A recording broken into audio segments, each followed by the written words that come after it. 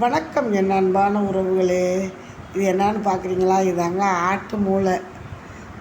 நம்ம தலைக்கறி வாங்கி அதை குழம்பு வச்சுட்டு மூளையை தனியாக வறுக்கணும் அப்படின்ட்டு வெங்காயம் தக்காளியெல்லாம் அரைஞ்சி வச்சுருக்கேன். நல்லெண்ணெய் ஊற்றிக்கிட்டேன், கடவுள் பருப்பு போட்டுக்கிட்டேன், கருவேப்பிலையும் சேர்த்துக்கிட்டேன். இப்போ நல்லா பொரிஞ்சிருச்சு. நம்ம அரைஞ்சி வச்சுருக்க நீட்டு வாக்கில் குட்டி குட்டி பீஸாக அரைஞ்சி வச்சுருக்கோம்ல, அந்த வெங்காயத்தையும் போட்டு தக்காளியும் போட்டாச்சு. நல்லா வதக்கலை கொடுத்துக்கிற வேண்டியதை இப்படி வதக்கியாச்சு. சுவைக்காக உப்பு போட்டாச்சு, நல்லா கிண்டியாச்சு. இப்போ நம்ம கொஞ்சம் காரம் தேவை அப்படின்னு கொஞ்சோண்டு தூள், கரம் மசாலா தூள் போட்டுக்கிட்டோம். மிளகுத்தூள் ரொம்பவே நல்லது, சளி இருமல் எல்லாத்துக்கும் நல்லது, செரிமான சக்திக்கு நல்லது.